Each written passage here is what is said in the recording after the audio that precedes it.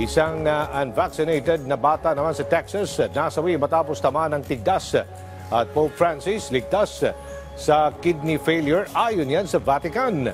Sa detalye, narito si Joyce Salamatin sa sentro ng balita.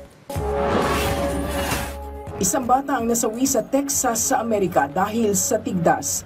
Sa report ng lokal na pamahalaan ng Lubbock City, na-hospital noong nakaraang linggo ang bata kasabay ng measles outbreak doon.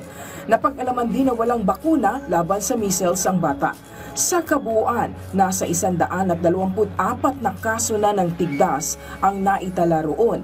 Karamihan sa kanila hindi bakunado, habang 18 naman ang may nasa edad 5 hanggang 17 taong gulang.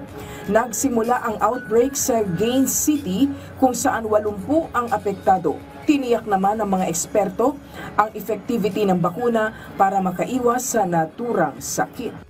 So they're 93% effective, 93% protected in the sense that they are unlikely to contract the virus. Whereas if you're unvaccinated, if you're around someone who has the illness, you have a 90% chance of becoming ill from the virus.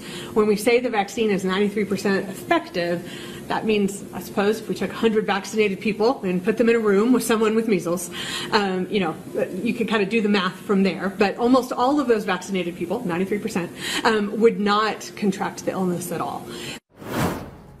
Inanunsyo ng Vatican ang unti-unting pagbuti ng kondisyon ng 80 anyos na si Pope Francis sa nakalipas na 24 oras.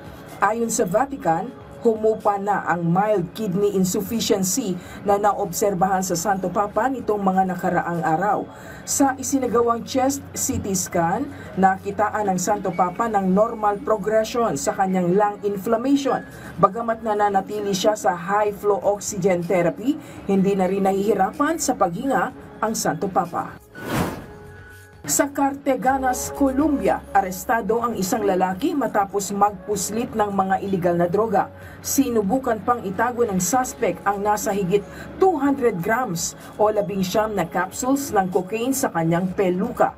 Papunta sana sa Amsterdam ang suspect pero hinarang siya ng airport police matapos ma-detect sa scanner ng airport. Tinatayang aabot sa 10,000 euros ang estimated street value ng nakumpiskang droga. Joyce Salamatin para sa Pambansang TV sa Bagong Pilipinas.